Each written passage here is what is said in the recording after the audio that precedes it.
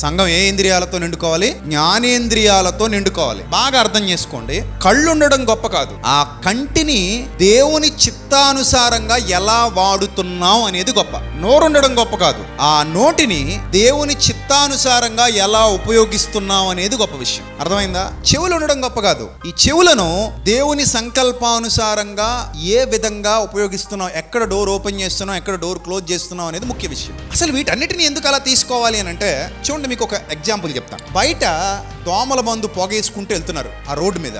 వెంటనే మనం ఏం చేస్తాం?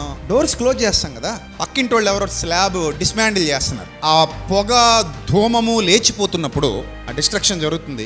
మనం ఏం చేస్తాం? అప్పుడు తలుపులు వేసేసుకుంటాం. అలాగే మన జీవితంలోకి, మన కంటిలోనికి, మన ఒంటిలోనికి, మన చెవులలోనికి ఏది చొరబడాలి, ఏది చొరబడకూడదు అనే పరిపక్వత సాధించడమే దేవుని దృష్టిలో సంఘానికి ఉన్నటువంటి జ్ఞానేంద్రియాలు. చూడండి, చాలా మంది ఏమంటారంటే చెడు చూడకు అంటారు, అక్కడ ఆగిపోయారు.